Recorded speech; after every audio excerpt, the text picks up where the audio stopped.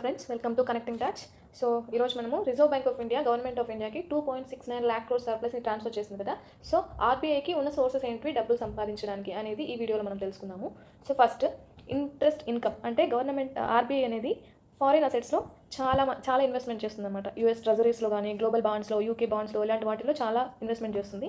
అట్లే డొమెస్టిక్గా కూడా securities, treasury bills, ఇలాంటి ఇన్స్ట్రుమెంట్స్లో కూడా reserve bank of India investment చేస్తుంది అనమాట. నెక్స్ట్, ఫారిన్ ఎక్స్చేంజ్ ఆపరేషన్స్ అంటే డాలర్ని అమ్ముతూ ఉంటుంది, కొంటూ ఉంటుంది, అట్లే రూపీస్ని అమ్ముతూ ఉంటుంది, కొంటూ ఉంటుంది కదా. అప్పుడు డాలర్ అప్రిషియేట్ అయినప్పుడు కానీ, రూపీ అప్రిషియేట్ అయినప్పుడు కానీ డబ్బులు వస్తుంది కదా, అలాంటి డబ్బులు అంతా. నెక్స్ట్, ఓపెన్ మార్కెట్ ఆపరేషన్స్ అంటే గవర్నమెంట్ సెక్యూరిటీస్ అన్నీ కూడా ఇండియాలో ఆర్బీఐ త్రూనే జరుగుతాయి కదా, అలాంటి వాటి మీద వచ్చిన ఎర్నింగ్స్ కూడా ఆర్బీఐ అకౌంట్లోకి వెళ్తాయి.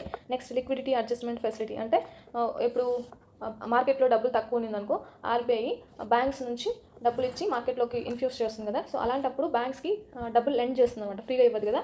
అప్పుడు అప్పించినప్పుడు బ్యాంక్స్ వచ్చేసి ఆర్బీఐకి ఇంట్రెస్ట్ పే చేస్తాయి. అలాంటి వాటి మీద వచ్చిన ఇంట్రెస్ట్ కూడా ఆర్బీఐకి వస్తుంది.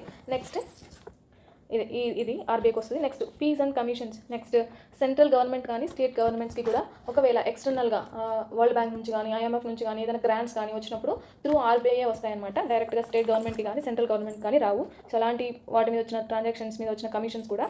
నెక్స్ట్, ఏదైనా బ్యాంక్ సిఆర్ఆర్ కానీ ఎస్ఎల్ఆర్ కానీ రిక్వైర్మెంట్స్ మీట్ అవ్వనప్పుడు ఫైన్ వేస్తుంది అనమాట ఆర్బీఐ. అలాంటి ఫైన్ నుంచి వచ్చిన డబ్బులు కూడా ఆర్బీఐకి వస్తాయి. నెక్స్ట్, కరెన్సీ మేనేజ్మెంట్, దీన్ని సీనరేజ్ అంటారు. ఇప్పుడు ఆర్బీఐ సోల్ అథారిటీ కదా టు ప్రింట్ మనీ అనేది. సో అలాంటప్పుడు ప్రింట్ చేసినప్పుడు ఒకవేళ 2000 నోట్స్ రీసెంట్ వరకు ఉన్నాయి కదా, లాస్ట్ సెప్టెంబర్ వరకు మార్కెట్లో ఉన్నాయి. అలాంటి 2000 నోట్స్ ప్రింట్ చేయడానికి ఒకవేళ ఆర్బీఐకి ఒక 200 రూపీస్ 300 రూపీస్ అట్లా పడింది అనుకో.